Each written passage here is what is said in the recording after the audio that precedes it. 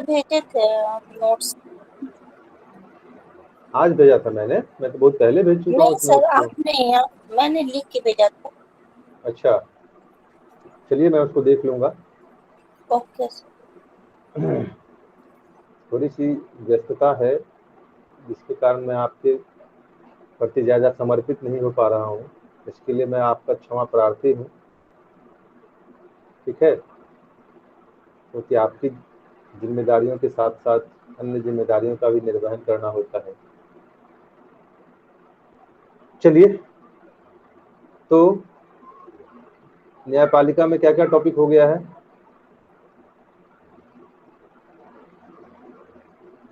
Sir न्यायिक अस्क्रियता पढ़ा रहे थे, उसके बाद न्यायिक अवमानना में हुआ है। प्रीति, मैंने पूछा कि क्या क्या टॉपिक हो चुका है। सर न्यायपालिका से संबंधित समस्याएं, मुद्दे और पंजीयन सिस्टम, पक्ष विपक्ष और ये न्यायिक अवमानना, ये इतने टॉपिक हो चुके हैं। यहाँ तक कोई कंफ्यूजन है? न्यायपालिका का क्षेत्राधिकार कर लिया आप लोगों ने? जी सर, जी सर। क्या है क्षेत्राधिकार, बताइए जरा दीपाली।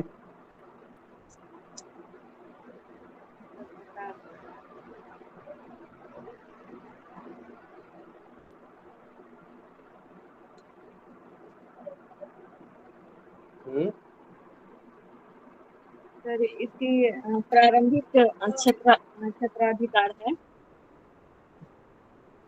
इसके। सर ये बच्चे लोग को ना बोलिए कि वीडियो जो है ऑन कर करके बात करने हैं। ओके, उससे ये होगा कि थोड़ा इन लोगों में कॉन्फिडेंस भी जगेगा, नहीं तो मालूम चलेगा कि हम पढ़ा लिखा दिए, उसके बाद है इंटरव्यू में इन लोगों की बैठ बज रही है ना। तो वीडियो जो है कि ऑन कर करके है कि आप लोग है कि आंसर दीजिए, ज्यादा बेहतर।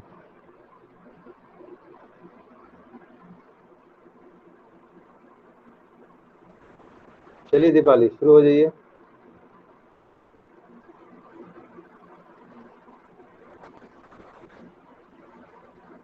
सर वीडियो ऑन करके। दीपाली मुझे सुन, बिल्कुल। क्लास का जो कोड ऑफ कंडक्ट है उसका तो पालन करना पड़ेगा ना। क्योंकि क्लास मैंने पहले दिन ही कहा था, क्लास में शारीरिक और मानसिक दिक्कत हुआ था ना दीपाली। कर लेती हूँ, थोड़ा कनेक्ट कर लेती हूँ हेडफोन से। कहते दीपाली पिछले बार दिक्कत हुआ था ना, तो पिछले बार दिक्कत हुआ था तो उस दिक्कत को फिर दोबारा फेस क्यों करना है? जी सर। और सभी लोग को बेहतरी के लिए बोला जा रहा है, आप लोग बेहतर करेंगे, क्योंकि कॉन्फिडेंस जो है कि तभी आ पाएगा, नहीं तो मालूम चलेगा कि दीवार के पीछे से कोई भी बोल लेता है। समझ रहे ना?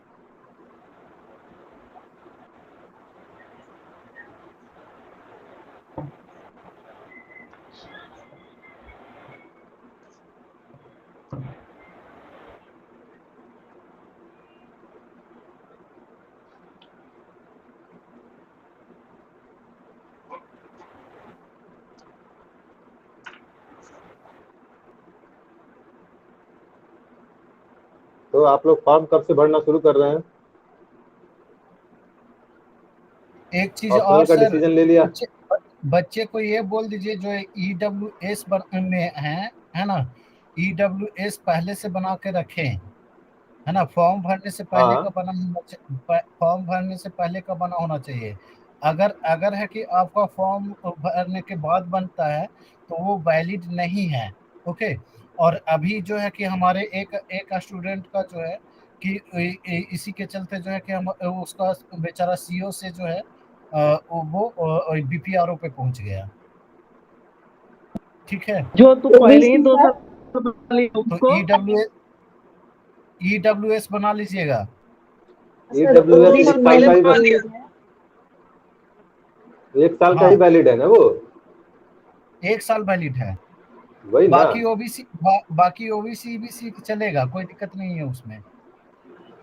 वैलिडिटी उसकी 1 साल की ही है, क्योंकि ड्यू टू इनकम सर्टिफिकेट के तौर पे काम करता है। जैसे आप OBC के लिए क्रीमी लेयर बनाते हैं उसी तरीके से आप लोगों के लिए EWS वालों के लिए वो कार्य करता है।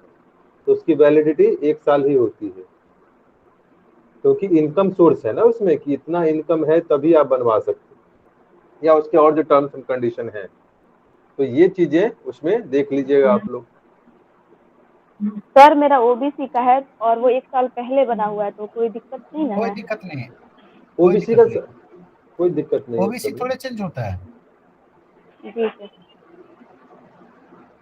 बिहार में ओबीसी नहीं है सर, यहाँ बीसी का रिजर्वेशन होता है ना सर। हाँ, हाँ, बीसी 1 बीसी 2 बीसी बनता है यहाँ पे, बीसी 2, 2 कैटेगरी में है। बीसी 1 और 2। चलिए, और ऑप्शनल का कैसे डिसीजन करेंगे आप लोग? ऑप्शनल पे है कि क्लास ला रहे हैं सर, कल ही रख दें क्या? कल या रख दीजिए परसों शाम रख में, दें? ऑप्शनल मेरा हिंदी कल ही से शाम में, यस सर, ऑप्शनल क्या रखेंगे, ये बहुत इम्पोर्टेंट बात है। कोशिश कल यही शाम में। करना है कि ऑप्शनल आप लोग है कि बेहतर रखें और ऐसा रखें कि सबको एक साथ गाइड किया जा सके। ठीक है, एक साथ सबको गाइड किया जा सके तो ज्यादा बेहतर रहेगा। और नहीं तो मालूम चलेगा कि थोड़ा थोड़ा चीजें के लिए कि इधर उधर हो गए तो है कि आपको गाइड करना मुश्किल हो जाएगा। एक कॉमन प्रोग्राम बना करके रखे कि आप लोग भरिए और है कि बेहतर करना है हमें। हिंदी लिटरेचर का सर है कि नहीं टीचर हायर करूंगा व्यवस्था सर? टीचर हायर करूंगा। अच्छा, बच्चे उपलब्ध होंगे तो ओके टीचर हायर करूंगा।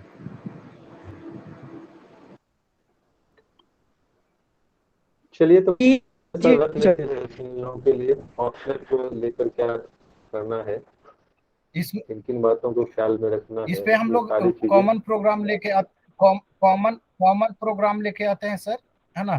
2-3 घंटे का प्रोग्राम रखेंगे और सबकी समस्याओं को एक एक करके लेंगे और उनके बैकग्राउंड तक जाने की कोशिश करेंगे कि अगर उन्होंने कि पहले दिया है तो क्या कमी रही है और कि अभी किस पोजीशन में है। तो कल शाम में ही रख लेते हैं ऐसे मेंस के टाइम पे ही। मेंस के टाइम पे नहीं सर, क्लास है कि इन लोग का ऑलरेडी एक बंद हो चुकी है ना। मेंस के टाइम पे नहीं रखेंगे, किसी अलग टाइम पे रखेंगे, दोपहर में कुछ ऐसे रखेंगे। सर दोपहर कर दीजिए। हाँ, कल आपका 1 बजे से ये भी है ना आंसर राइटिंग पे? Sir good evening. हाँ आंसर राइटिंग पे भी है तो 1 बजे के बाद ही रखेंगे। ठीक है,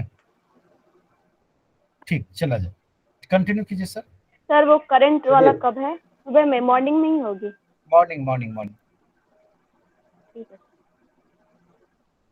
चलिए दीपाली शुरू हो जाइए।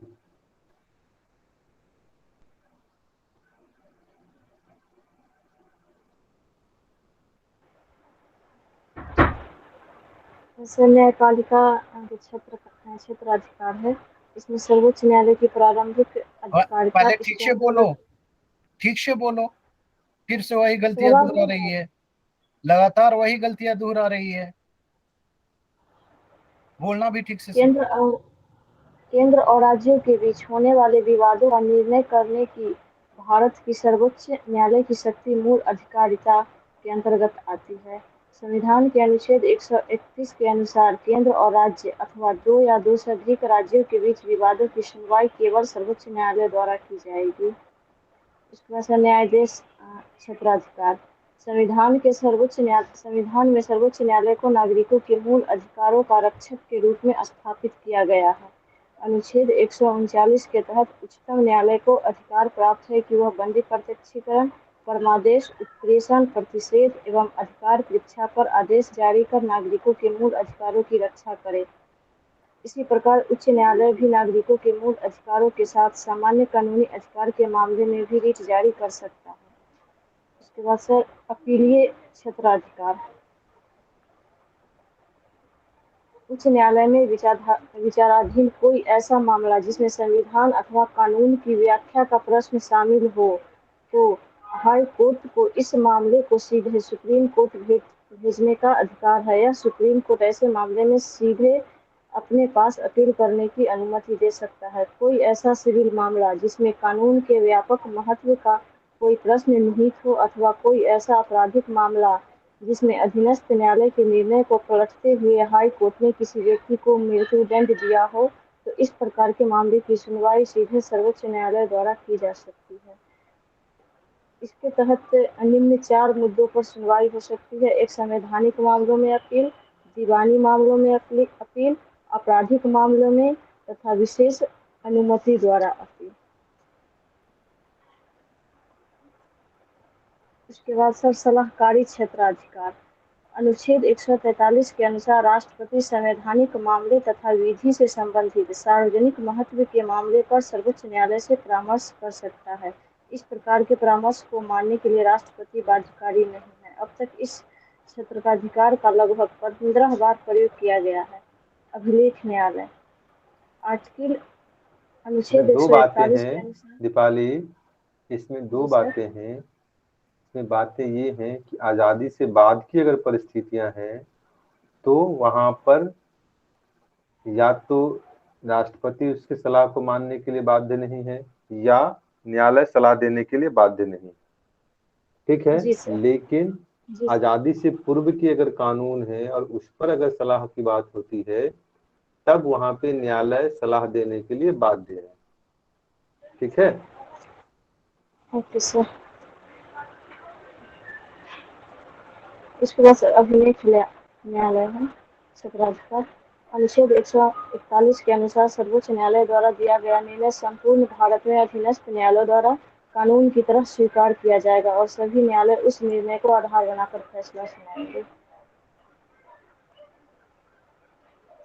इतना ही क्षेत्र अधिकार लिखे हैं सर।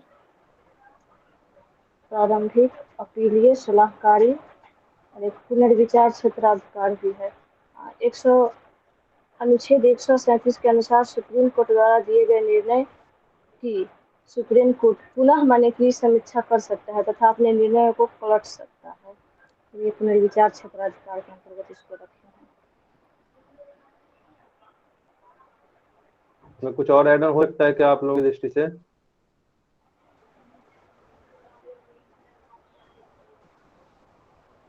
सर पुनर्विचार वाला में थोड़ा सा कुछ कंफ्यूजन है, शायद यही होगा कि कुछ और होगा। क्या कंफ्यूजन है? क्या कंफ्यूजन है? पुनर्विचार का मतलब क्या होता है? दो संदर्भों में हो पुनर्विचार। पुनर्विचार। एक होता है न्यायिक समीक्षा और एक होता है पुनर्विचार, ठीक है। तो न्यायिक समीक्षा में क्या होता है कि विधायिका द्वारा बनाए गए जो विधि है उसकी वो समीक्षा करता है कि यह संविधान सम्मत है या नहीं, ठीक है। जी सर। और जो न्यायिक ये है क्या कहते हैं, पुनरावलोकन की बात कर लीजिए या अभी क्या बोला था आपने? पुनर्विचार क्षेत्राधिकार, जैसे कि आप ही ये पॉइंट हाँ। लिखवाए थे जो इतना पे लिख के लाना है, तो तो उसमें इसमें मैं ये सिर्फ होता इतना है ही कि लिखा। न्यायालय जब अपने पूर्व के निर्णय पर क्या करता है, उसको पलटता है या उसका रिव्यू करता है, ठीक है। जी सर। तो मैं इसे सिर्फ इतना ही बात। हाँ, तो इसमें अब इसमें न्यायिक कर सकते समीक्षा हैं कि वाला तो नहीं होगा ना? इसमें न्यायिक समीक्षा आर्टिकल 13 के तहत आ जाता है, ठीक है। जी सर। इसमें आप जो है एक उदाहरण वगैरह डाल सकती हैं, ये चीजें कर उदाहरण सकती में हैं। इसका डाली हूँ, जैसा कि 9वीं अनुसूची को लेकर किया गया था। हाँ, या फिर आप इसको ने जो निर्णय दिया था उसको फिर केशवानंद बाद में पलट दिया गया था। हाँ, प्रारंभिक न्यायालय को प्रारंभिक क्षेत्राधिकार को लेकर जो मान लीजिए अभी मामला आया था, तो उसमें छत्तीसगढ़ और केंद्र सरकार के बीच जो एनआईए के को लेकर विवाद हुआ था, तो उस तरीके से आप उदाहरण उसका दे सकती हैं, ठीक है। जी सर। छत्तीसगढ़ और सर केंद्र सरकार के बीच, केंद्र सरकार और छत्तीसगढ़ के बीच, केंद्र सरकार जो है छत्तीसगढ़ जो है एनआईए को लेकर मामला आर्टिकल 131 के तहत सुप्रीम कोर्ट में गया था, ठीक है। जी सर। चलिए तो आगे बढ़े। अभी तक कोई कंफ्यूजन है यहाँ तक किन्हीं को?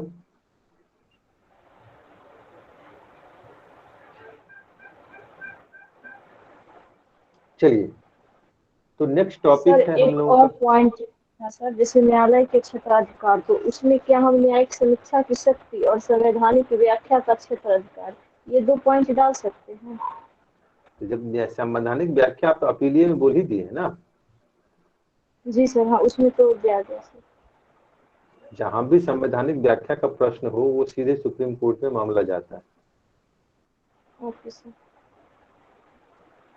क्योंकि संविधान की थैंक यू सर। समीक्षा का अधिकार, व्याख्या का अधिकार करता वही है, सुप्रीम कोर्ट की।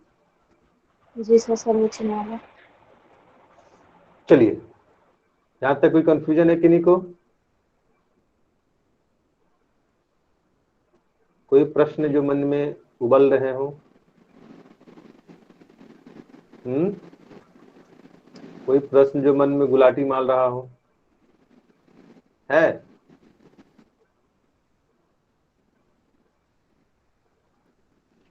चलिए, अब आते हैं हम लोग न्यायिक सक्रियता की ओर। क्या है न्यायिक सक्रियता?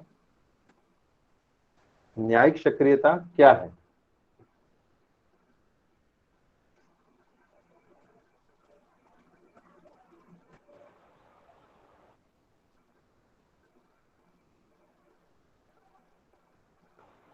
सर, न्यायपालिका जब कार्यपालिका हाँ और विधायिका को अपने संविधान के दायरे में रखकर कानून बनाने का निर्देश देती है तो उसे न्यायिक सक्रियता का। हाँ बताइए।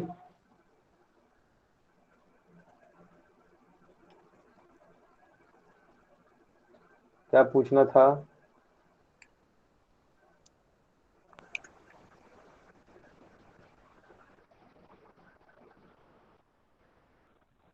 किनको क्या पूछना था? हाँ नहीं सर, सुन पा मुझे रहे हैं आप पूछना लोग? था जैसे कि ये, जी सर आवाज आ रही है। हेलो। बोले, बोलिए प्रीति। हाँ सर, जैसे कि ये जो क्षेत्राधिकार है सर्वोच्च न्यायालय का, तो इसमें रीट अधिकारिता ये अलग पॉइंट बन सकता है? वो तो अपीलीय में ही आती है ना। मूल एक्चुअली अधिकार का सर बुक में संरक्षण जो अलग। है, हाँ हाँ। देखिए वो चीजें अलग बात है कि वो कर देता है, लेकिन वो अपीलीय अधिकार में ही आता है। ठीक है, क्यों? Okay sir. क्योंकि अपीलीय अधिकार में ही आप जो है आर्टिकल 32 का इस्तेमाल कर सकते हैं। क्योंकि अपीलीय अधिकार का मतलब यह होता है कि जहां पे मामले सुप्रीम कोर्ट के साथ साथ अन्य न्यायालयों में भी उठाए जा सकते हैं। और अन्य न्यायालयों का मतलब जी क्या है? तो हाई कोर्ट में। और मूल अधिकार को लेकर आप क्या है, हाई कोर्ट में भी जा सकते हैं और सुप्रीम कोर्ट में भी जा सकते हैं। सुप्रीम कोर्ट में, यस सर। जी सर।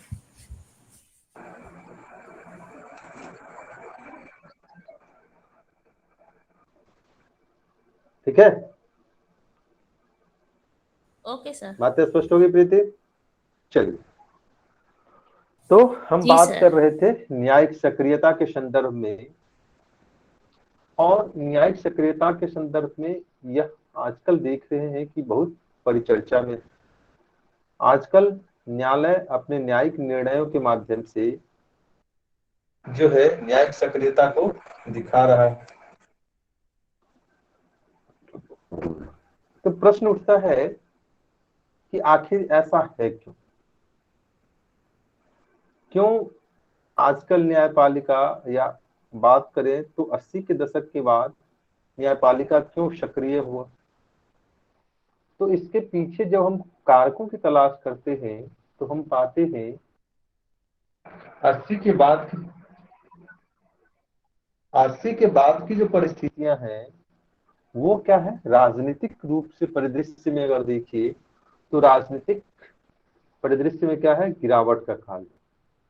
गिरावट का काल कहने का मतलब क्या है कि यहाँ से देखेंगे कि राजनीतिक स्तर पर जितने भी तरह की समस्याएं हैं, चाहे वो भाषा की बात कर लीजिए, चाहे क्षेत्र की बात कर लीजिए, चाहे जाति की बात कर लीजिए, अपराधीकरण की बात कर लीजिए, धन बल बाहुबल की जो संकल्पनाएं हैं उस सभी की बात कर लीजिए, या हम कहते हैं सरकार को लेकर फिर बात कीजिए तो सरकार की जो स्थिरता है, या जो हम कहते हैं कि जनोन्मुखी कार्य हैं उनके, इस सभी में क्या होगा, आपको बिलगाव की स्थिति देखी जाएगी। और इन्हीं समस्याओं में जब सरकार क्या करती है, जनहित के मुद्दे से परे हटकर स्वहित के मुद्दों पर काम करना शुरू करती है, तब न्यायपालिका वहां पर संविधान के संरक्षक के रूप में, जनता के मुद्दों पर उसके समर्थक के रूप में क्या होती है, सामने आती है। और विधायिका और कार्यपालिका के जो कार्य हैं उसको निर्देशित करने का कार्य करती है, या फिर जब वहां से क्या होता है, शून्यता की स्थिति दिखाई देती है, यानी कि न्याय विधायिका और कार्यपालिका जब अपने दायित्वों का सही से निर्वहन नहीं कर पाती है, तो उस परिस्थिति में न्यायपालिका को सामने आना पड़ता है, उसको आगे आना पड़ता है, और फिर संविधान के अनुरूप शासन व्यवस्था के संचालन की बातें होती। तो इसी संदर्भ में न्यायिक सक्रियता का जो शब्द है वो सामने आया, और 80 के बाद यह परिस्थितियां ज्यादा प्रबल आपको दिखाई देंगी, क्योंकि यहीं से क्या होगा, हमने कहा कि गठबंधन की राजनीति, क्षेत्रीय दलों का प्रादुर्भाव, जितने भी राजनीतिक समस्याएं हैं वो ये सभी क्या होंगे, सामने आने लगेंगे, और स्थिरता, राजनीतिक और स्थिरता की स्थिति आपको दिखाई देगी। तो अब प्रश्न उठता है कि आखिर न्यायिक सक्रियता है क्या, क्यों न्यायिक सक्रियता की बात करते। तो न्यायिक सक्रियता का संदर्भ जो है न्यायिक निर्णयों से लिया जाता है, कि न्यायपालिका अपने निर्णयों में क्या करती है, सक्रियता दिखाती।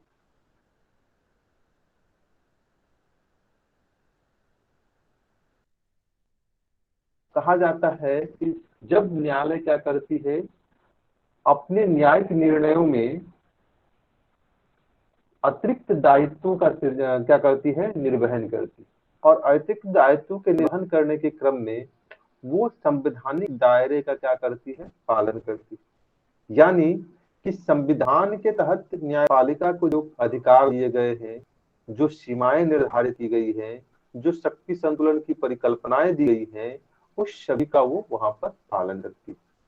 और इसी संवैधानिक दायरे में रहते हुए जब न्यायपालिका न्यायिक निर्णयों को लेकर अतिरिक्त दायित्वों का निर्वहन करती है, अतिरिक्त जिम्मेदारियों का निर्वहन करती है, तब न्यायपालिका को न्यायिक सक्रियता के संदर्भ में देखा जाता है।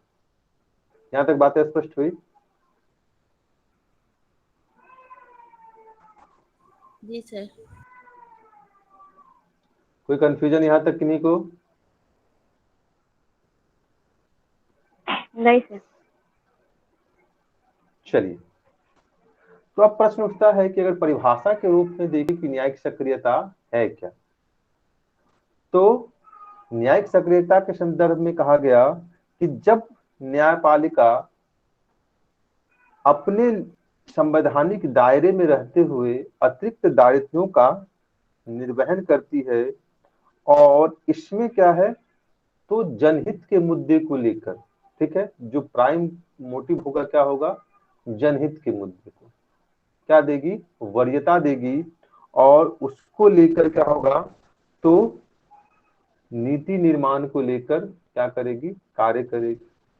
क्यों? क्योंकि हमने बताया आपको कि जनहित के मुद्दे की जब विधायिका और कार्यपालिका के द्वारा उपेक्षा की जाती है, उस पर धुलमुल रवैया अपनाया जाता है, तब न्यायपालिका वहां पर सक्रिय हो जाती है। और इसमें न्यायपालिका क्या होता है, तो जरूरत पड़ने पर विधायिका और कार्यपालिका को निर्देश देती है कि वो इस संदर्भ में क्या करे, काम करे, या फिर कहते हैं कि स्वमोटो के द्वारा जो है फिर न्यायपालिका खुद उस पर एक्शन भी ले सकती है। जैसे कि अगर हम बात करें तो हम 2G को लेकर बात करते हैं, तो 2G को लेकर न्यायपालिका ने क्या किया, न्यायपालिका ने एक SIT का गठन करता है, और उसके निर्णय के आलोक में न्यायपालिका क्या करती है, 2G के लाइसेंस को लेकर जो भी प्रक्रियाएं थी उसको रद्द कर दिया गया। तो चूंकि हमने क्या कहा कि यह जो कार्य था वो किसका था, विधायिका और कार्यपालिका का कार्य था ये। लेकिन इसमें न्यायपालिका ने देखा कि उसे भ्रष्टाचार की बू आ रही है, जनहित के जो सार्वजनिक संसाधन है उसका दुरुपयोग किया गया है, तो न्यायपालिका आगे आती है और फिर इसको रद्द करने का कार्य करती। बातें स्पष्ट हुई?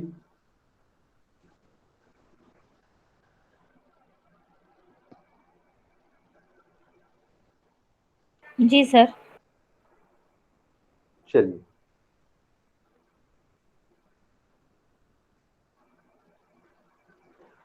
तो हमने कहा कि अब इसकी पृष्ठभूमि देखते हैं, यानी विकास को अगर देखें तो हम देखते हैं कि न्यायपालिका कैसे सक्रिय होने लगती। तो इसमें हमने कहा कि सबसे पहला जो मामला आएगा वो आएगा आपका मिनर्वा मिल्स वाद। कब आया था मिनर्वा मिल्स वाद?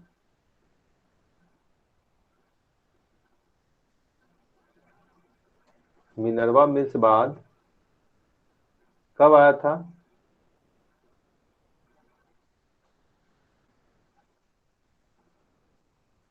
हम्म 1980 में सर। ठीक है, 1980 में। 1980 में मिनर्वा, हाँ 1980 में मिनर्वा मिल्स वाद आया था। और इस मिनर्वा मिल्स वाद का जो निर्णय का जो फोकस एरिया था वो क्या था? तो न्यायपालिका यहाँ पर कहती है कि जो फंडामेंटल राइट और डीपीएसपी के बीच विवाद है, वो वरीयता को लेकर, सर्वोच्चता को लेकर जो विवाद की स्थिति थी उसको यहाँ पर वो समाधान करती है। और न तो फंडामेंटल राइट बड़ा है ना ही डीपीएसपी बड़ा है, बल्कि यहाँ पर क्या है, दोनों एक दूसरे के पूरक। और जब दोनों एक दूसरे के पूरक हैं तो मैंने बताया था मूल अधिकार के क्रम में कि जब ये पूरकता की स्थिति जब होगी तब क्या होगा, मानवाधिकार को लेकर जो परिकल्पनाएं हैं यूनिवर्सल, इसका क्या है, घोषणा पत्र है, उसमें आपको ये दिखाई देगा, इसकी झलक आपको फंडामेंटल राइट और डीपीएसपी के एक साथ पढ़ने में दिखाई देगा। और यहीं से न्यायपालिका आर्टिकल 21 की नवीन व्याख्या शुरू करेगी। आर्टिकल 21 के तहत व्यक्ति के गरिमापूर्ण जीवन को लेकर उसके जो जितने भी आयाम हो सकते हैं उस पर एक नए दृष्टिकोण का अनुपालन करेगी। फिर देखिए तो 1983 में रंजना द्विवेदी वाद आता है, और रंजना द्विवेदी वाद में न्यायालय ने लेजिस्लेटिव और एग्जीक्यूटिव को क्या किया कि इसमें निर्णय में कहा कि लेजिस्लेटिव और एग्जीक्यूटिव के साथ साथ जुडिशरी की भी यह जिम्मेदारी है कि वो क्या करे, संविधान की ऐसी व्याख्या करे जिससे क्या हो, डीपीएसपी के क्रियान्वयन में सहूलियत हो, सुविधाएं हो, या उसको सुनिश्चित किया जा सके।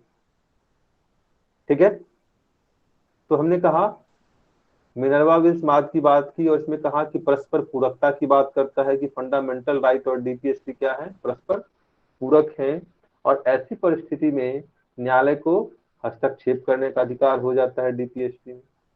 दूसरा हमने कहा कि 1983 का रंजना द्विवेदी वाद आता है, और इसमें न्यायपालिका कहती है कि जो लेजिस्लेटिव है यानी विधायिका है और कार्यपालिका है, एग्जीक्यूटिव है, इसके साथ साथ जुडिशरी अर्थात न्यायपालिका को भी यह संवैधानिक अधिकार है कि वो क्या करेगी, ऐसे कार्य करे कि डीपीएसपी क्या हो, क्रियान्वित हो, उसके क्रियान्वयन को सुनिश्चित किया जा सके।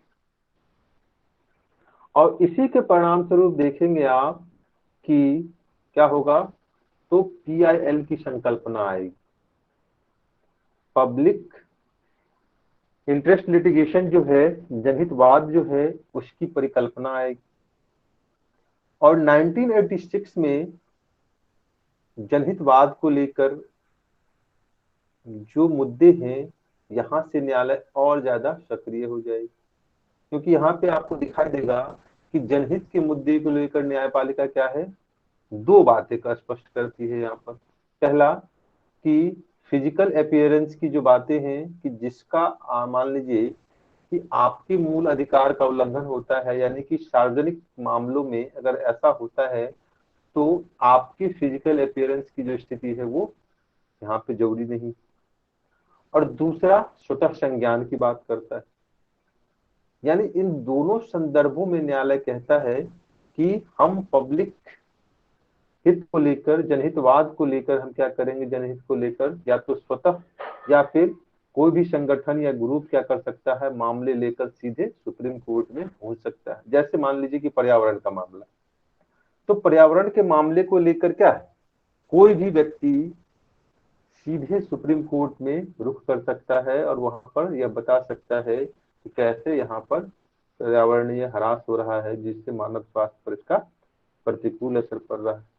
या फिर मीडिया में ऐसी खबर आती है और न्यायालय को अगर लगता है कि स्वतः संज्ञान लेने की आवश्यकता है तो वह क्या करेगी, स्वतः संज्ञान लेकर भी इस पर काम करेगी। जैसे कि आप देखिएगा दिल्ली में जब दीपावली का समय आता है तो बड़े पैमाने पर पटाखों के विस्फोट से क्या होता है, दिल्ली पूरी तरीके से प्रदूषित हो जाती है।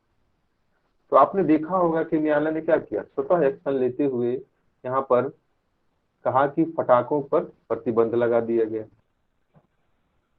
बातें स्पष्ट हुई यहाँ तक? जी सर। चलिए, यहाँ तो कोई प्रश्न है मन में?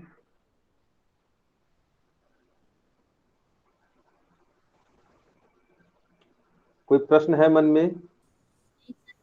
नहीं सर।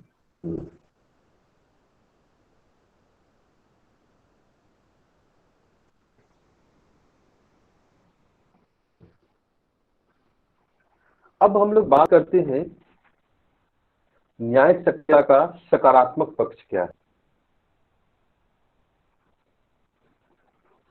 तो सकारात्मक पक्ष की अगर बात करें तो पहली बात कहता है कि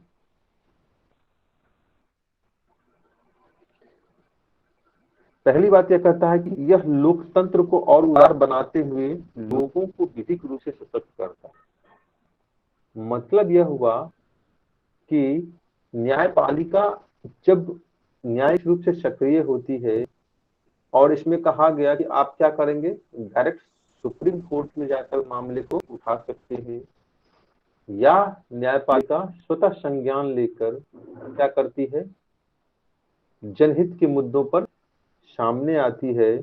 तो ऐसी परिस्थिति में क्या होता है कि न्याय व्यवस्था को हमने क्या किया, लोकतांत्रिक स्वरूप प्रदान किया और लोगों को हमने वह अधिकार दिया, वो कानूनी अधिकार दिया जिसके माध्यम से वो अपने लिए गरिमापूर्ण जीवन की सुनिश्चितता को देख, और साथ ही साथ जो संसदीय व्यवस्था में विधायिका और कार्यपालिका की जिम्मेदारियां हैं उसके निर्वहन को लेकर भी क्या हो, सामने आए, जवाबदेह बनाने को लेकर सामने आए। तो पहली बात क्या है कि न्यायपालिका ने क्या किया, पीआईएल के द्वारा न्यायिक व्यवस्था को अधिक उदार और लोकतांत्रिक स्वरूप प्रदान करता है और साथ ही साथ आम जन को विधिक रूप से सशक्त करने का कार्य करता है।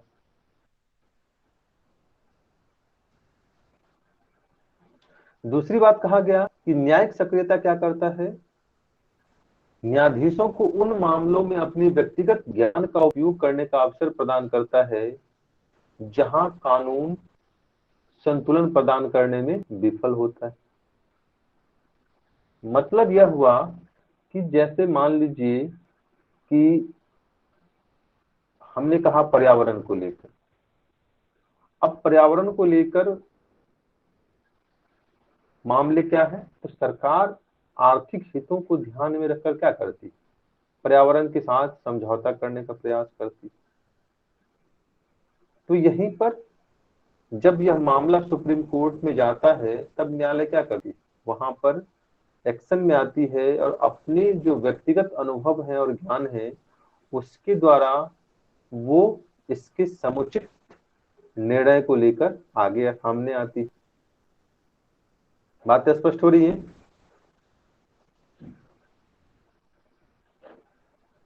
जी सर। Yes sir.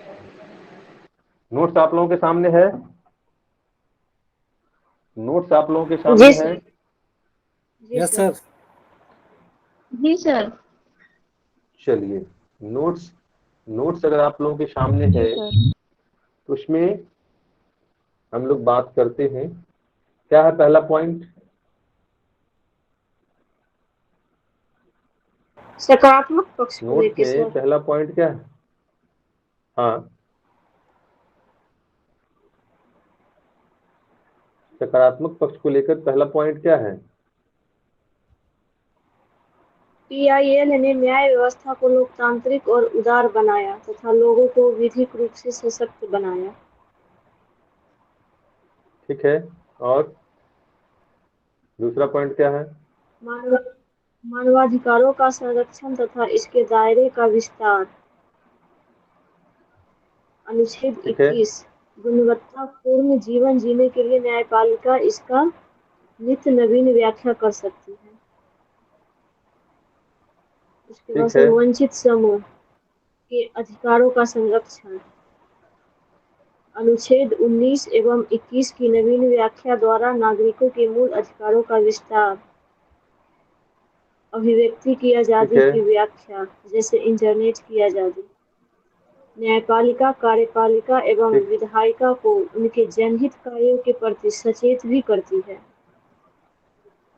शासन एवं प्रशासन में पारदर्शिता तथा व्याप्त भ्रष्टाचार में कमी लाने का प्रयास। और सर लास्ट में ठीक है। चुनाव सुधार एवं राजनीति के अपराधीकरण पर भी अंकुश लगाया।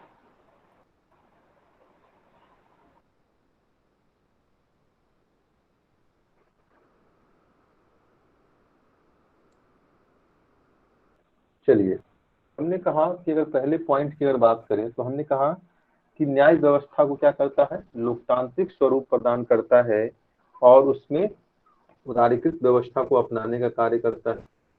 क्यों? क्योंकि हमने कहा कि हम जब PIL की बात करते हैं तो PIL के माध्यम से न्यायपालिका ने क्या किया? जनहित के मुद्दों को सर्वोपरि बनाया कि जनता का हित जो है वो सर्वोपरि, और इसी को ध्यान में रखकर न्यायपालिका ने विभिन्न न्यायिक निर्णय दिए और न्यायिक निर्णयों में यह साफ स्पष्ट रखता है कि न्यायपालिका जनहित के मुद्दे को लेकर सामने आती। फिर हमने कहा कि मानवाधिकारों के संरक्षण की बात करते, और मानवाधिकारों के संरक्षण की अगर बात करें तो हमने कहा कि मिनर्वा मिल्स बाद में हमने क्या कहा था कि जब DPSP और फंडामेंटल राइट को हम परस्पर पूरक के रूप में देखते हैं तो वो क्या होता है? फंडामेंटल राइट का जो कंसेप्ट है वो ह्यूमन राइट में कन्वर्ट हो जाता है। तो इसी संदर्भ में न्यायपालिका क्या करती है? आर्टिकल 21 की नई व्याख्या करती है। और आर्टिकल 21 की अगर नई व्याख्या की बात करें तो इसमें क्या है? जैसे कि हाल के निर्णयों को देखिए तो हाल के निर्णयों में न्यायपालिका ने क्या कहा कि गरिमापूर्ण जीवन जो है अरुणा शाहनवाज केस में उसने क्या कहा कि गरिमापूर्ण जीवन के साथ साथ गरिमापूर्ण मृत्यु का भी लोगों का अधिकार होना चाहिए। निजता के अधिकार की बात कर लीजिए, काम के अधिकार की बात कर लीजिए, स्वच्छ पर्यावरण के अधिकार की बात कर लीजिए, उसके अलावा भोजन के अधिकार की बात कर लीजिए। तो कहीं ना कहीं न्यायपालिका ने क्या किया इसमें? इसके अलावा देखिए आर्टिकल 21E की बात करते हैं, शिक्षा के अधिकार की बात कर लीजिए। तो यह क्या है? जब DPSP की जो प्रावधान है उसको हम आर्टिकल 21 के तहत शामिल करने का प्रयास करते हैं, तो इससे क्या होता है? आर्टिकल 21 का विस्तार होने के साथ साथ DPSP का क्रियान्वयन भी सुनिश्चित होता है। ओके, बातें स्पष्ट हो गई? फिर कहता है कि समाज का जो वंचित समूह है, तो वंचित समूह कौन कौन है? तो SC है, ST है, महिलाएं हैं, बच्चे हैं, वृद्ध हैं। ऐसे जो वंचित समूह हैं इसके अधिकारों का संरक्षण करती, और क्योंकि ये समूह क्या है? हाशिए के हैं, तो हाशिए पर होने के कारण जो नीति नियंता है वो क्या करते हैं, विशेष ध्यान नहीं देते। और ऐसी परिस्थिति में न्यायालय इनके अधिकारों का, इनके संवैधानिक और कानूनी अधिकारों का, मानवीय अधिकारों का संरक्षक के रूप में सामने आती है और लोकतंत्र में उनकी जो सहभागिता है उसको सुनिश्चित करने का प्रयास करती है। नेक्स्ट देखिए, हमने कहा कि इसके सकारात्मक पक्ष की बात करें तो आर्टिकल 19 के संदर्भ में बात कर सकते हैं कि आर्टिकल 19 की क्या करता है, निरंतर नवीन व्याख्या करता है और उसके विस्तार की बात करता है, जिसमें देखिए अभी हाल में आपने देखा होगा कि इंटरनेट के अधिकार को क्या किया गया, आर्टिकल 19 के तहत मूल अधिकार माना गया। बात स्पष्ट हो रही है? जी सर। ठीक है, फिर देखिए तो हमने न्यायपालिका, कार्यपालिका, विधायिका को उनके जनहित के कार्यों के प्रति सचेत करती, यानी कि न्यायपालिका क्या करती है, विधायिका और कार्यपालिका को यह निर्देश देती है, उसको यह आभास दिलाती है कि आपका कार्य क्या है, तो जनहित के मुद्दों पर काम करना है, जनता की समस्याओं का समाधान करना है और उसके सर्वांगीण विकास के लिए भी जो भी संभव उपाय हो सकते हैं उस पर अमल करने की आवश्यकता है। क्यों? क्योंकि मान लीजिए कि न्यायपालिका अगर इसमें हस्तक्षेप करेगी तो कहीं न कहीं जो विधायिका और कार्यपालिका की जो गरिमा है, या हम संसद की बात करते हैं, संसद की जो गरिमा है वो क्या होगा, ह्रास होगा, उसके प्रति जनता में क्या होगी, अविश्वास की स्थिति उत्पन्न होगी और कहीं न कहीं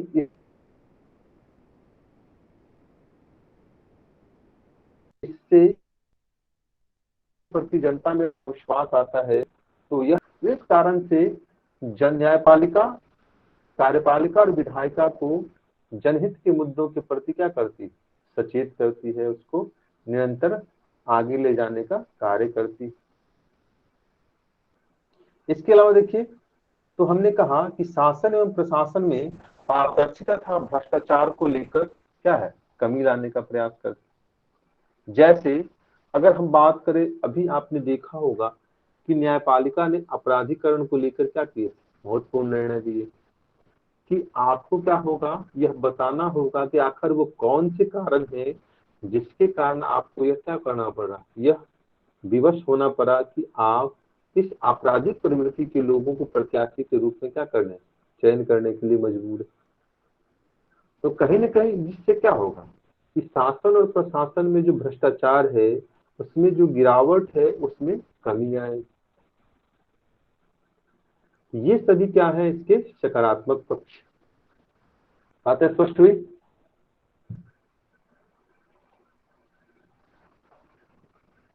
यस सर। जी सर। चलिए, इसके अलावा देखिए कुछ और पॉइंट लिख लीजिए।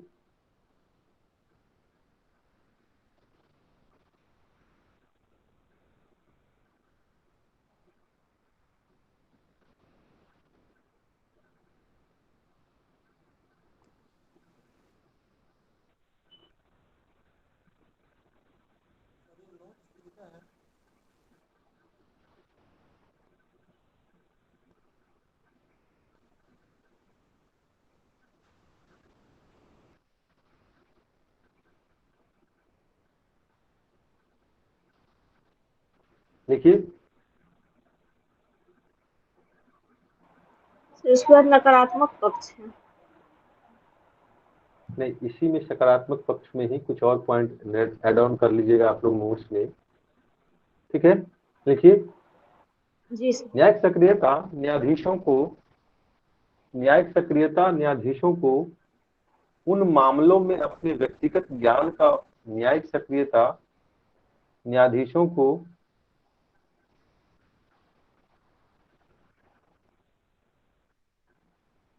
उन मामलों में अपने व्यक्तिगत ज्ञान का उपयोग करने का, न्यायिक सक्रियता न्यायाधीशों को उन मामलों में अपने व्यक्तिगत ज्ञान का उपयोग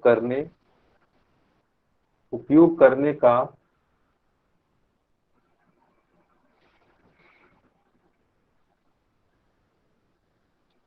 अवसर प्रदान करती है,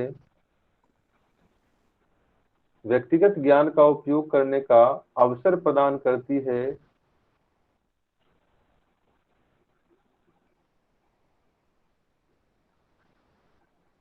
जहां कानून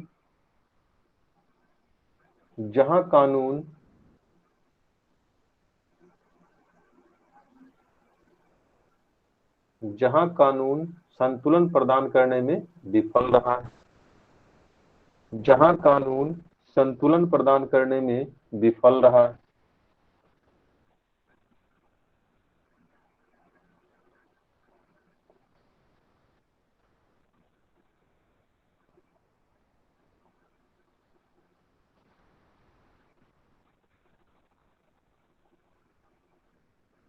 देखिए नेक्स्ट, यह तेजी से उन विभिन्न मुद्दों पर समाधान प्रदान करने का एक अच्छा विकल्प है।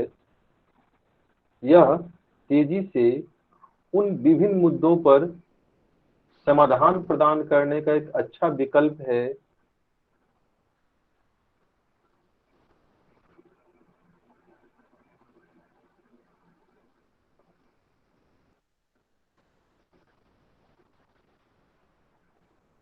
जहां विधायिका बहुमत के मुद्दों पर फंस जाती है,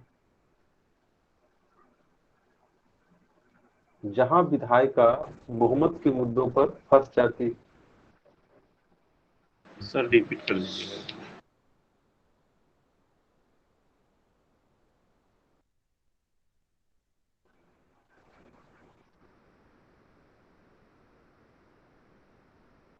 पर समाधान प्रदान करने का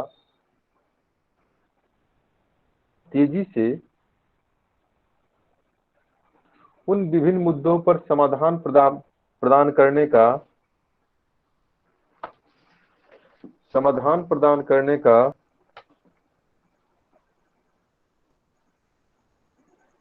एक अच्छा विकल्प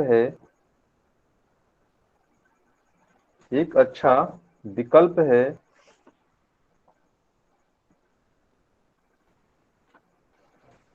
जहां विधायिका बहुमत के मुद्दों पर फंस जाती है,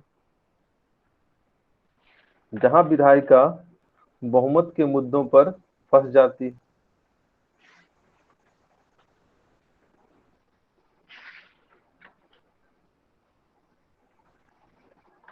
जैसे देखिए, तो हम कह रहे हैं आरक्षण को लेकर, आरक्षण की अगर हम बात करें तो अभी आपने देखा होगा कि ओबीसी के आरक्षण को लेकर मामला क्या रहा, हाईलाइट रहा। जैसे कि अगर देखिए तो महाराष्ट्र में विशेषकर मराठा को जो आरक्षण दिया गया उसको लेकर सुप्रीम कोर्ट ने क्या कहा था, उसको रद्द कर दिया। तो कहीं ना कहीं यहाँ पर क्या दिखाई दे रहा है कि विधायिका बहुमत के मुद्दों पर फंस गई, लेकिन न्यायपालिका ने क्या कहा कि 50% आरक्षण का जो क्राइटेरिया है उसका वायलेशन नहीं कर सकते। तो ऐसी परिस्थिति में अभी केंद्र सरकार ने क्या किया, तो ओबीसी को लेकर राज्यों को फ्री हैंड देने का कार्य किया। तो हमने कहा कि जहां विधायिका बहुमत के मुद्दों पर फंस जाती है वहां पर न्यायपालिका क्या करती है, चेक एंड बैलेंस की स्थिति में आ जाती है। बात स्पष्ट हुई? जी सर। जी सर। ठीक है, इसके अलावा लिखिए कि यह सार्वजनिक शक्ति के दुरुपयोग को रोकने का एक महत्वपूर्ण उपाय हो सकता है। सार्वजनिक शक्ति द्वारा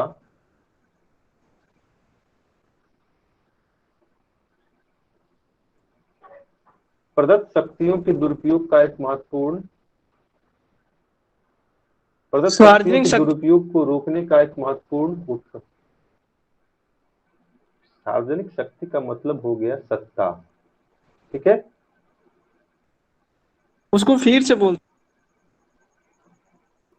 देखिए, यह सार्वजनिक शक्ति द्वारा यह सार्वजनिक शक्ति द्वारा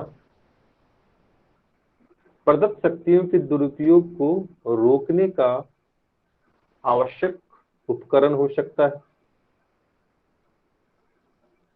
आवश्यक उपकरण हो सकता है।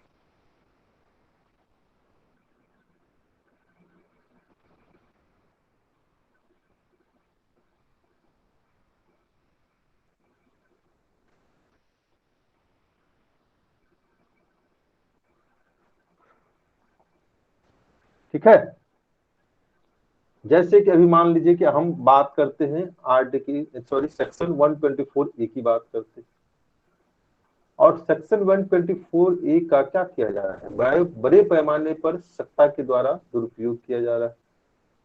ऐसे ही सीबीआई की बात कर ली, सीबीआई का भी राजनीतिक उपकरण टूल्स के रूप में उपयोग किया जा रहा है।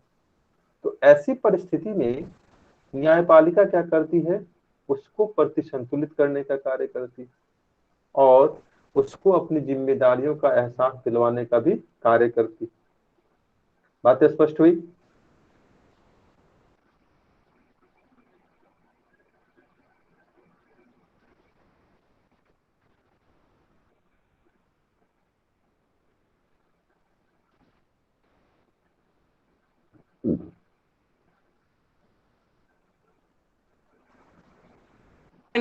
थोड़ा बातें स्पष्ट हो गई? क्या हुआ सर? इससे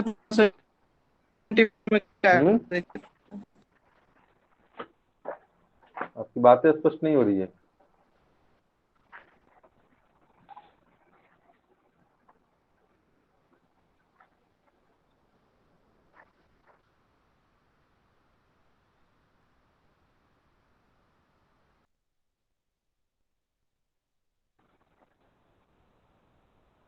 सर महत्वपूर्ण के बाद कुछ नहीं बोले हैं।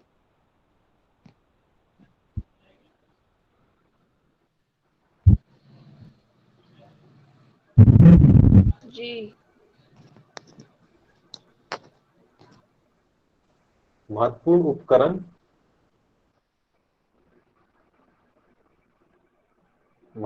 उपकरण साबित हो सकती है।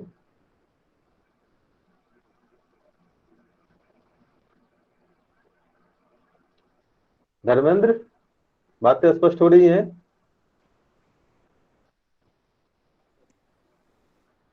सर ये नोट्स किनका है, मैं ये पूछना चाह रहा हूँ। हाँ धर्मेंद्र, सर बोल रहे हैं ये जो पॉलिटिकल नोट्स बता रहे हैं वो किनका है? आपकी आवाज स्पष्ट नहीं हो रही है,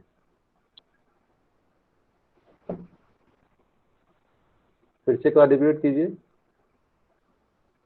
सर बोल रहे हैं ये पॉलिटिकल जो नोट्स है किनका है नोट्स? इनका नहीं, क्लास में मेरा ही नोट्स है क्लास में। तो फिर कैसे प्रोवाइड होगा? हाँ धर्मेंद्र, आपको नहीं मिला क्या? नहीं मिला सर।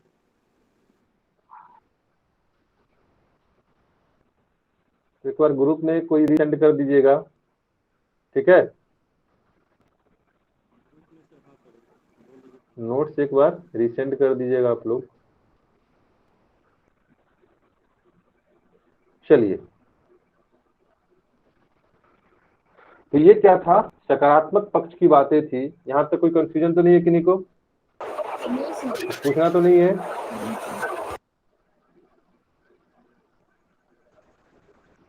चलिए, अब इसके नकारात्मक सर पक्ष ये की बात करते हैं। सार्वजनिक आखिर इसके शक्ति वाला विपक्ष सर में इसको क्या फिर बातें से कही जा समझा रही? दीजिए, नहीं समझ में आया।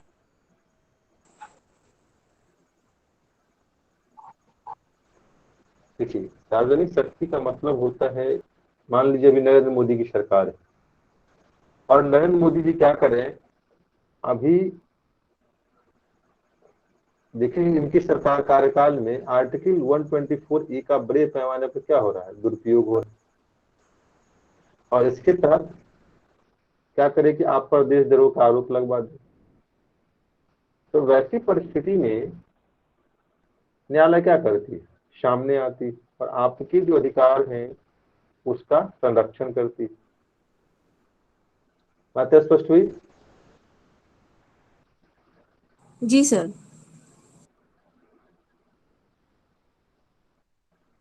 चलिए, तो अब इसके नकारात्मक पक्ष की बात करते हैं, इसके विपक्ष में क्या बातें कही जा रही। तो जब इसके विपक्ष की बात करते हैं तो सबसे पहली बात कहा गया कि यह संविधान में जो शक्ति संतुलन की बातें हैं कि जिसमें लेजिस्लेटिव है, एग्जीक्यूटिव है और जुडिशरी, यानी कि विधायिका, कार्यपालिका और न्यायपालिका के बीच जो परस्पर पृथक्करण और शक्ति संतुलन की बात है, संवैधानिक दायरे की बात है, यह उसका कहीं न कहीं उल्लंघन कर देती है। और जब यह उल्लंघन करती है तो यह क्या होता है, न्यायिक अतिक्रमण का शिकार हो जाती है। अब न्यायिक अतिक्रमण का अगर शिकार हो जाएगी, जैसे कि मान लीजिए कि सुप्रीम कोर्ट ने कहा कि भाई दिल्ली में क्या है, पटाखे नहीं जलाने, तो पटाखे नहीं जलाने, ये तो विधायिका और कार्यपालिका का कार्य है ना कि इस पर नीति बनाकर वो क्या करेगी, कार्य करेगी। लेकिन अगर आप क्या करते हैं, इस पर आदेश देते हैं, तो कहीं न कहीं क्या है, या आप विधायिका और कार्यपालिका के कार्यों में हस्तक्षेप करने लगते हैं। दूसरा मामला देखिए, तो हम बात करते हैं 2G को लेकर। अब 2G को लेकर जब सुप्रीम कोर्ट ने क्या किया, इसको रद्द करने का कार्य किया, तो कहीं न कहीं यह क्या, विधायिका के कार्यों में हस्तक्षेप। क्यों? क्योंकि कहीं न कहीं विधायिका क्या करती है, जब वो नीतियां बनाती है, कार्यक्रम बनाती है, तो उसमें जनहित के मुद्दों को ध्यान में रखती है। और जनहित के मुद्दों को ध्यान में रखकर वो कुछ लॉसेस सहकर भी, कुछ घाटे में भी अपने निर्णय को अंजाम देने की कोशिश करती है कि यहाँ इससे क्या होगा, तो राजस्व, तो इससे जनहित का जो कार्य है वो व्यापक स्तर पर आगे बढ़ सकता है। लेकिन तो न्यायपालिका देखती है कि क्या इसमें स्थापित जो प्रक्रिया है उसका पालन किया गया है। सार्वजनिक संसाधन का दुरुपयोग अगर कर रहे हैं तो उसमें जो व्यवस्थाएं हैं बनाई गई है, उसके आधार पर इस पर निर्णय लिया गया है नहीं, ये देखने का कार्य करती। तो कहीं न कहीं इसमें क्या है कि जहां जनहित के मुद्दे बनाम न्यायिक निर्णय में जनहित का मुद्दा पीछे छूट जाता है। इसी तरीके से देखिए तो आपने देखा होगा कि न्यायपालिका ने क्या कहा कि हाईवे के आसपास आप शराब नहीं बेच सकते।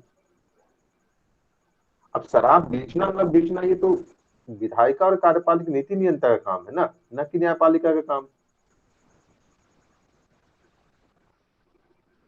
ठीक है, तो ऐसे मामले क्या करते हैं, कहीं न कहीं न्यायिक सक्रियता जब न्यायिक अतिक्रमण का शिकार हो जाती है, और न्यायिक अतिक्रमण का मतलब क्या हुआ, जब न्यायपालिका अपने संवैधानिक दायरे से परे हटकर विधायिका और कार्यपालिका के कार्यों में हस्तक्षेप करने लगती है, तो कहीं न कहीं यह भारतीय लोकतंत्र के लिए, संविधान के लिए क्या है, खतरे की घंटी बन जाती है। बात स्पष्ट हुई?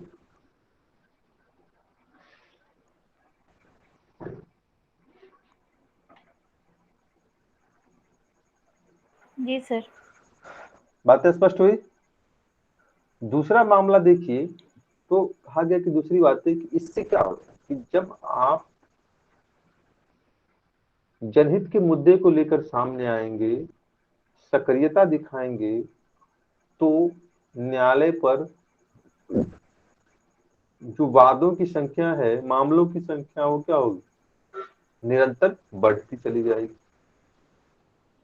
और एक तो वैसे ही न्यायपालिका क्या है, मामलों के बोझ से निरंतर दबी जा रही है, और इस सक्रियता के कारण भी निरंतर क्या हो रहा है, न्यायपालिका के पास जो है केसों की संख्या, वादों की संख्या, मामलों की संख्या निरंतर बढ़ती चली जा रही। तो दूसरी तरफ यह हो रहा है कि न्यायपालिका स्वतः संज्ञान के द्वारा पूर्व के निर्णयों को पीछे छोड़कर, यानी पूर्व के जो मामले हैं उसको पीछे छोड़कर वर्तमान के मामलों में उलझ जाती। और तीसरा बात यहाँ पर यह होने लगता है कि न्यायिक, क्योंकि न्याय देना क्या है, न्यायपालिका का मूल उद्देश्य क्या है, न्याय देना, लेकिन न्यायपालिका यहाँ पर उन मामलों में उलझ जाती है जिस पर कार्य करने का अधिकार किसका है? विधायिका और कार्यपालिका का। तो इससे कहीं न कहीं न्यायपालिका की जो विश्वसनीयता है, न्यायपालिका की जो गरिमा है, उसका ह्रास होता है। बातें स्पष्ट हुई?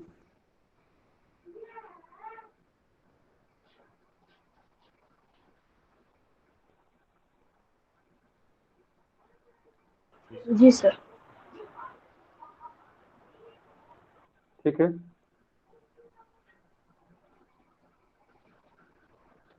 फिर देखिए, तो हमने कहा कि जब न्यायालय क्या करेगी, इसके अलावा देखिए नकारात्मक पक्ष में कि न्यायालय जब सक्रियता दिखाती है तो कहीं न कहीं इससे जो अन्य लोकतांत्रिक संस्थाएं हैं, जैसे कि विधायिका है, कार्यपालिका है, इसके प्रति आम जन के मन में अविश्वास की स्थिति दिखाई देगी। और इस अविश्वास की स्थिति में क्या होगा? इस संस्थाओं की गरिमा का ह्रास होगा। और जब इस संस्थाओं की गरिमा का ह्रास होगा तो जो लोकतांत्रिक प्रक्रियाओं को हमने क्या किया, अपनाया है, उस पर भी इसका नकारात्मक प्रभाव दिखाई देगा। तो यह भारतीय लोकतंत्र के लिए क्या है? एक प्रतिकूल रूप से प्रभावित करने वाला मुद्दा बन जाता है। जैसे कि अगर हम बात कर लें कि अभी देखिए, तो हमने कहा कि राजनीति के अपराधीकरण को लेकर सुप्रीम कोर्ट ने क्या किया, निर्णय दिए। तो इससे क्या होगा कि कहीं न कहीं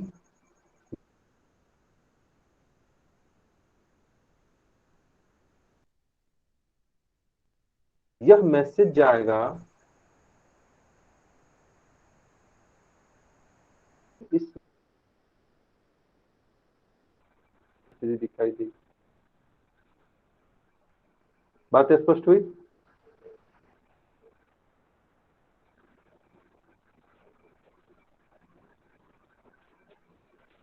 बात स्पष्ट हुई? जी सर।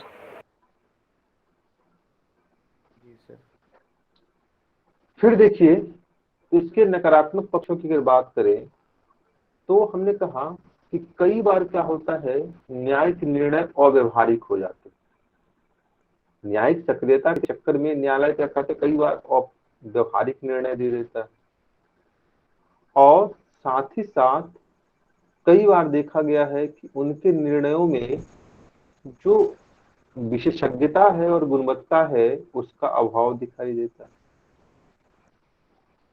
जैसे कि हम मान लेते, बात करते हैं कि उसने न्यायपालिका ने कहा कि दिल्ली में भाई क्या है, पटाखे नहीं जलाने।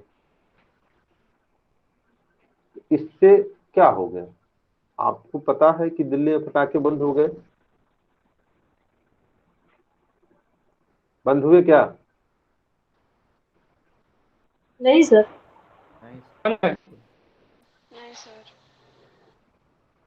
तो कहीं न कहीं यहाँ क्या हुआ, यहाँ पर जो न्यायपालिका ने निर्णय दिया कि दिल्ली में पटाखे नहीं जलाने हैं, वो क्या हो गया, अव्यवहारिक हो गया।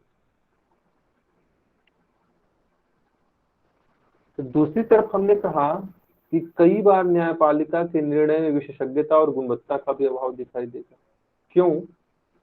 क्योंकि मान लीजिए हम किसी मामले को लेकर अगर निर्णय दे रहे हैं, उसमें क्या है कि उसमें एक विशेषज्ञ व्यूज होना चाहिए। जैसे कि 2G को लेकर मान लीजिए हमने निर्णय दिया, तो 2G को लेकर जब हमने निर्णय दिया तो उसमें क्या है, एक विशेषज्ञता की जरूरत थी वहां कि आपको संचार क्रांति लानी है, संचार से जुड़े हुए सभी पहलुओं की आपकी जानकारी तो है नहीं। एक न्यायालय के रूप में, एक न्यायाधीश के रूप में आपके पास तो उसकी जानकारी है नहीं।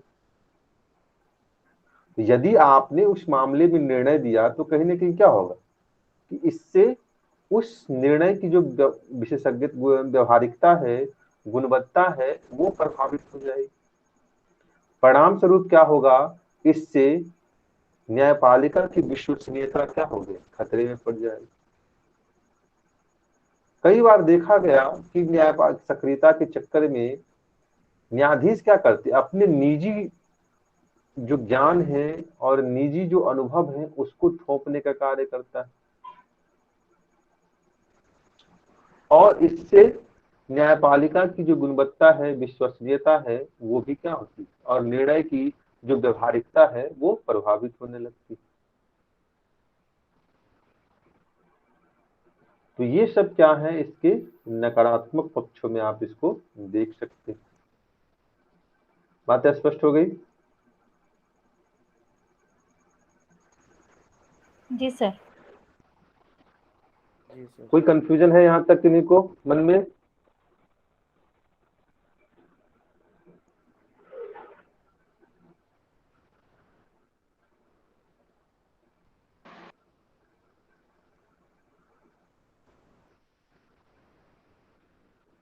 इसके अलावा देखिए, तो एक नकारात्मक पक्ष इसका ये भी है कि यह बहुमत के स्थान पर अल्पमत के निर्णय को क्या करता है, वरीयता प्रदान करता है। अब बहुमत के स्थान पर अल्पमत के निर्णय का मतलब यह है कि हमारा संसद क्या है, बहुमत का शासन वाली व्यवस्था है ना? जी सर। जबकि न्यायपालिका जो है वो क्या करती है, अल्पमत का प्रतिनिधित्व करती है। वहां पर 30 व्यक्ति बैठे हुए हैं, सीजेआई लेकर 31 व्यक्ति, और वो क्या करेगी, न्यायिक निर्णय करेगी।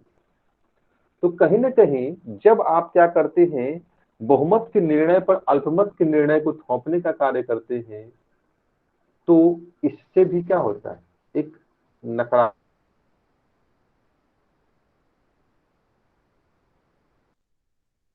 मैसेज जाता है। को क्या कर दिया,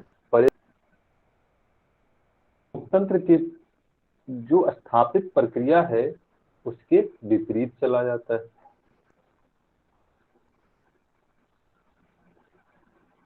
तो ये सब इसके नकारात्मक पक्षों में, हाँ नोट कर लीजिए, यह बहुमत के निर्णय के स्थान पर अल्पमत के निर्णय को क्या करता है,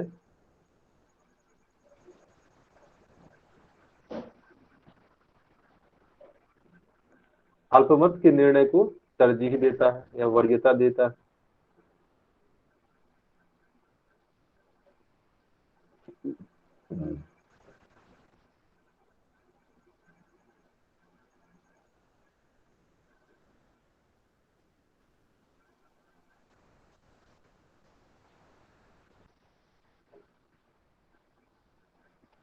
ठीक है, बात स्पष्ट हो गई?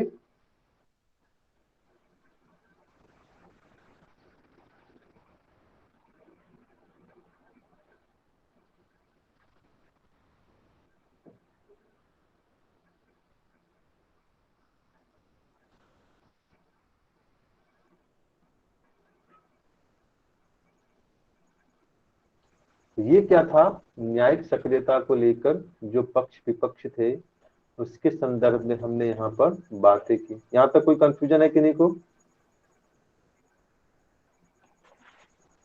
नहीं सर। नहीं सर। No sir. चलिए, अब एक मामला आता है जो आपने देखा होगा कि जुडिशियल ओवररीच का, न्यायिक अतिक्रमण का मामला आता है, और मीडिया में आपने इसको लेकर पढ़ा भी होगा कि न्यायालय क्या कर रही है, न्यायिक अतिक्रमण कर रही है। तो न्यायिक अतिक्रमण जो है वो न्यायिक सक्रियता का, जुडिशियल एक्टिविज्म का ही अगला पड़ाव है, जो जुडिशियल ओवररीच में कन्वर्ट हो जाता है।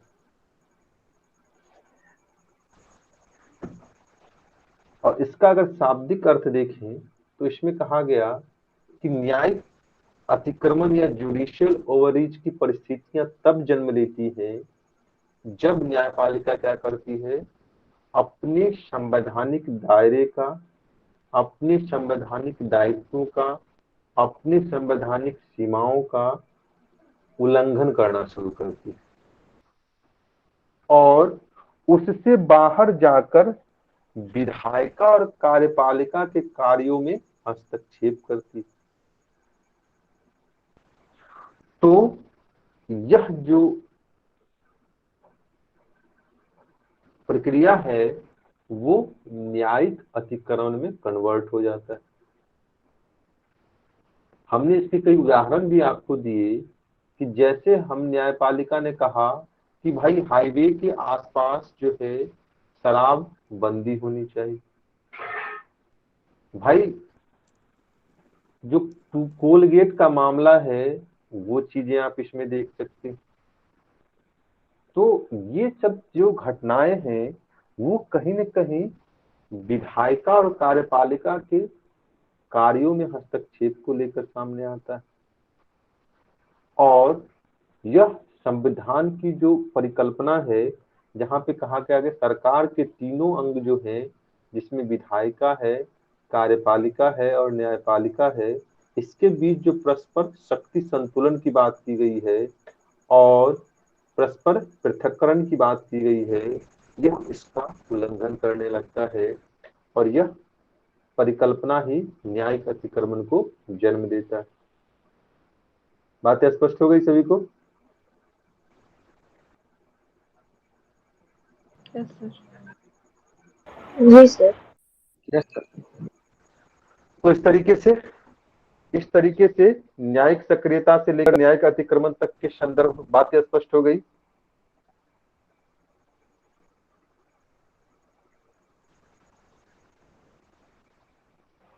जी सर।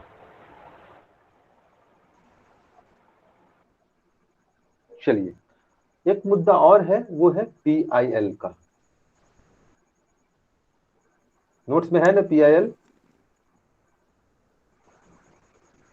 जी सर है, थोड़ा सा नहीं, ज्यादा नहीं। हाँ तो उतना ही काफी। आपको मेन क्वेश्चन के रूप में नहीं पूछेगा ये सब। अरे जितनी चीजें हैं ना सबको एक साथ लेके चलना पड़ेगा। न्याय जनहितवाद में न्यायिक सक्रियता वगैरह के जो मुद्दे हैं हमें उसमें क्या करना है, उसमें सक्रियता नहीं दिखानी है, उसमें दिखाना क्या है कि यह जनहित से जुड़ा हुआ मामला है। ठीक है? तो जब जनहितवाद की बात करते हैं तो इसमें हमने कहा कि PIL की संकल्पना कब आई थी?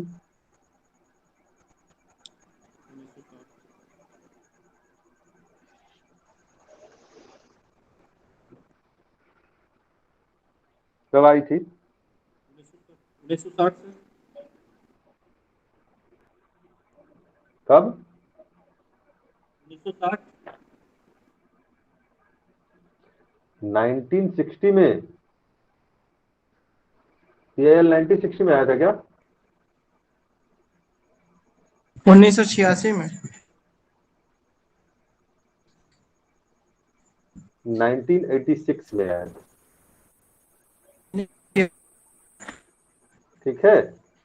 और 1986 में यह मामला सामने आया और इसमें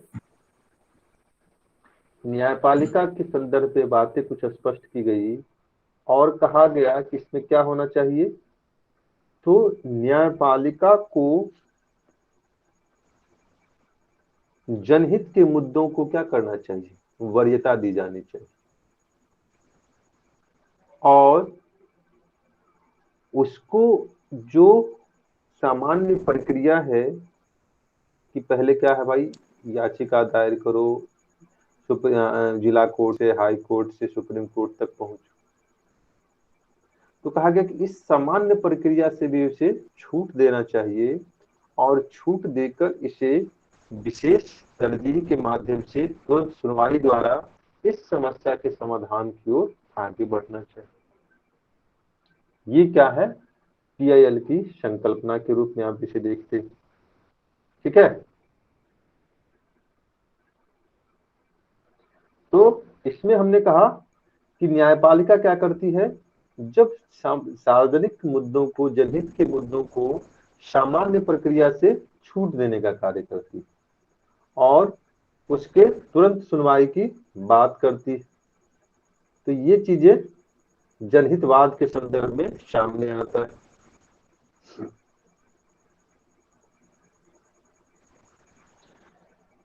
फिर अब कहता है कि इसके क्या परिणाम हो सकते हैं। जब इसके परिणाम की बात करते हैं तो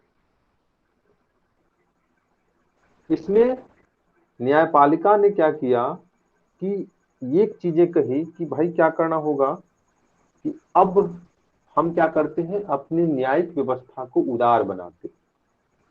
और उदार कहने का मतलब यह है कि अब क्या है कि जो पीड़ित पक्ष हैं उसे ही अपने मामले को लेकर न्यायालय में आने की आवश्यकता नहीं, बल्कि अब क्या किया जा सकता है, तो जो मामले से असंबद्ध पक्ष भी हैं, कि मान लीजिए कि किसी गांव में क्या हुआ कि जातिवाद को लेकर बड़े पैमाने पर हिंसाएं हुई और वहां के जो समूह है वो डर से न्यायपालिका में क्या करती है, शरण लेने का उन्हें अवसर नहीं मिलता है। तो ऐसी परिस्थिति में कोई एनजीओ जाकर क्या कर सकती है, तो इसको लेकर सुप्रीम कोर्ट में अपील कर सकती है।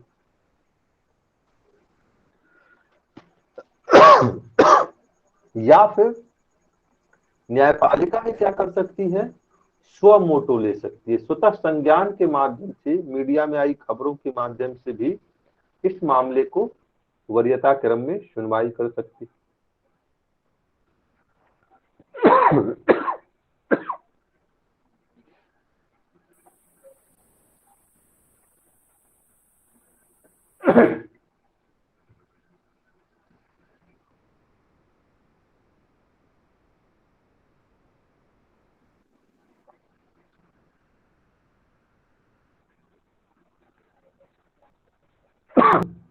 एक मिनट।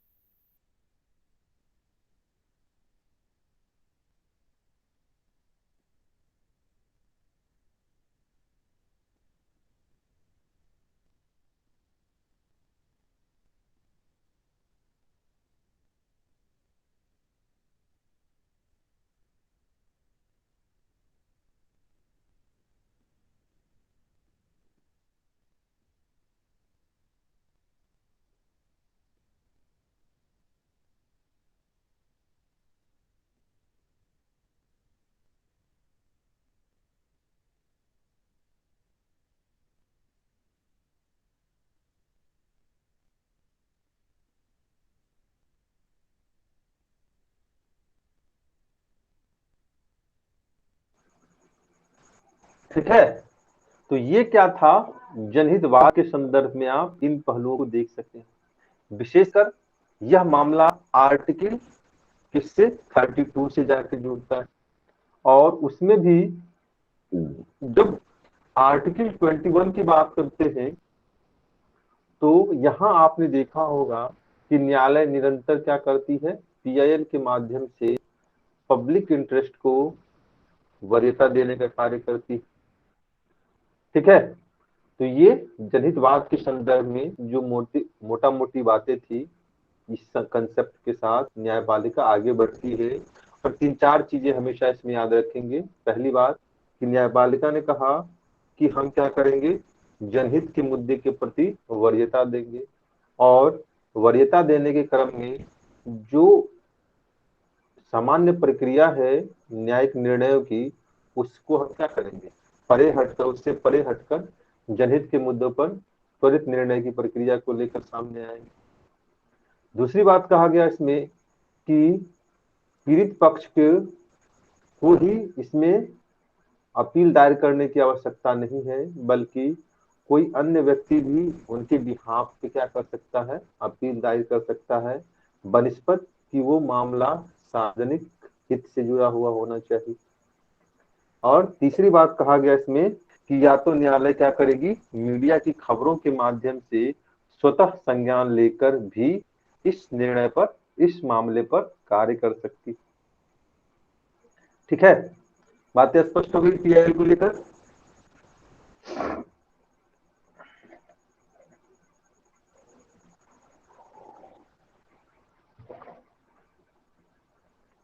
अब प्रश्न उठता है कि आखिर न्यायालय ने पीआईएल की संकल्पना को क्यों लाया।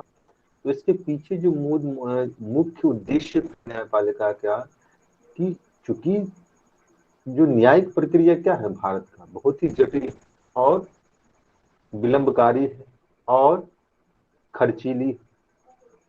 ऐसी परिस्थिति में समाज का जो वंचित तबका है, समाज का जो हाशिए का समूह है, समाज का जो निर्धनतम तबका है, वो न्याय पाने से वंचित रह जाता है, उनके अधिकार और हितों का संरक्षण नहीं हो पाता। ऐसी समस्याओं के समाधान के लिए ही न्यायपालिका ने कहा कि मान लीजिए कि आपके अधिकारों का अगर हनन होता है, आपके पास वो क्षमता नहीं है कि आप क्या करें, न्यायालय की शरण ले सके, तो ऐसे बिहाफ में, ऐसी परिस्थिति में आपके बिहाफ पर कोई अन्य संस्थाएं या व्यक्ति भी क्या कर सकती है, जनहित के मुद्दे को लेकर न्यायालय का शरण में जा सकता। बात स्पष्ट हो गई?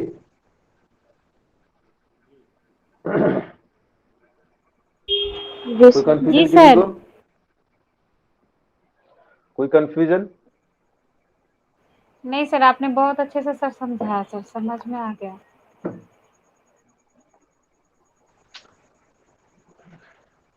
हरेंद्र, धर्मेंद्र, जो नए लोग जुड़े हैं? Yes sir. मैं एक चीज ऐड करूंगा सर, आज के लेक्चर बात में जो स्पष्ट आपने हो गई? पढ़ाया। हाँ जी सर। बताइए। सर एक चीज ये भी क्लियर हो रहा है कि नई चीजों को कैसे शामिल करना है, वो भी आज मुझे समझ में आया। कहाँ पे किस टॉपिक को लेके कैसे शामिल करना है, वो भी चीजें मेरी आज क्लियर हुई सर। यही तो बातें हैं ना,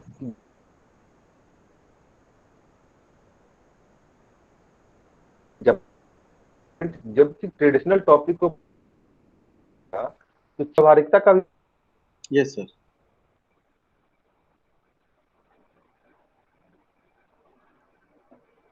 तो उदाहरण इंडेक्स वगैरह क्या है, आपके आंसर के लिए महत्वपूर्ण हो जाते हैं। जब तक आप कोट नहीं कीजिए चीजों को, अपनी बातों को मैं बार बार कह रहा हूं ना कि अपनी बातों को आपको प्रूफ करना है, और प्रूफ करने के लिए क्या है, फैक्ट्स एंड फिगर रखेंगे तभी तो प्रूफ होगा। जी सर।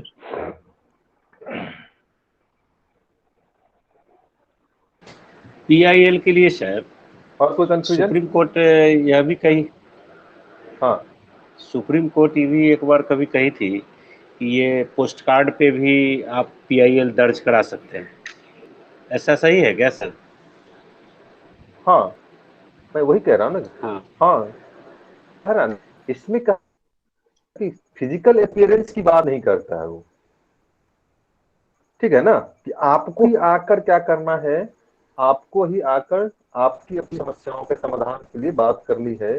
ये इसमें प्रावधान को हटा दिया गया, और ये व्यक्तिगत मामले में नहीं है, सार्वजनिक मामले में।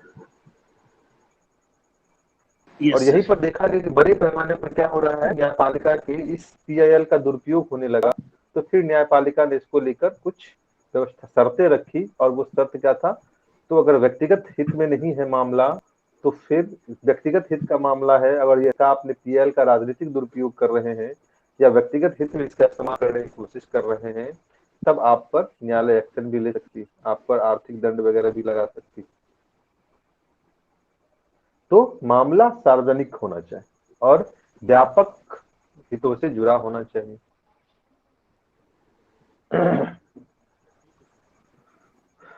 ठीक है?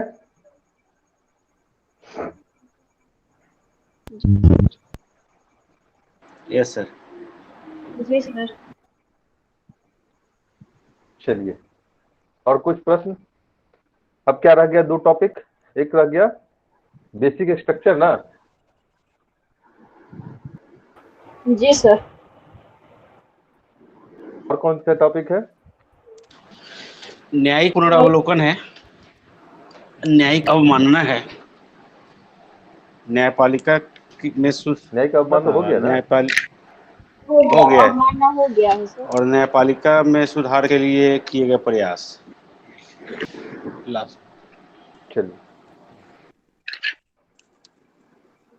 चलिए उसको देख लेंगे हम लोग। तो कल इस पे अब बताइए लवली, आपने लिखा था न्यायपालिका न्यायिक सक्रियता के संदर्भ में। Yes sir. अब बताइए आपने लिखा और हमने जो बातें स्पष्ट की, क्या कुछ बेनिफिट्स हुआ? हाँ सर, अब फिर से लिखेंगे सर, तो इस बार सही होगा। चलिए तो और कोई प्रश्न तो मन में नहीं है ना? नहीं सर। तो अब न्यायिक सक्रियता से जुड़े हुए जितने भी प्रश्न हैं उसको लिखने में सक्षम है आप लोग? जी सर।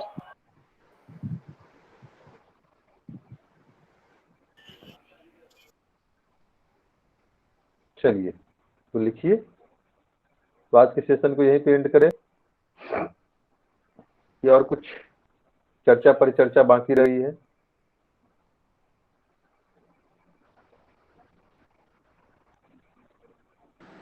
परिचर्चा तो सर बाकी रह गई है, वो तो बराबर चलते ही रहे सर। आज की बात कर रहा हूँ। नहीं आज का तो ठीक है आज सर। के संदर्भ में बाकी जो बचा है वो तो रहेगा ही ना, उससे तो होगी ही परिचर्चा। ठीक है, नहीं आज के संदर्भ में सर ठीक है, ओके है। आपकी उम्मीदों पे खरा उतर रहा हूं मैं। जी सर। जी सर, अच्छे से समझ में आ 100% रहा है सर। सर। बिल्कुल सर। चलिए चलिए फिर मिलते हैं कल। जी सर, प्रणाम सर। ओके, प्रणाम सर। प्रणाम सर। प्रणाम सर। प्रणाम सर। प्रणाम सर। प्रणाम सर। प्रणाम सर। सभी एसडीएम बनिए।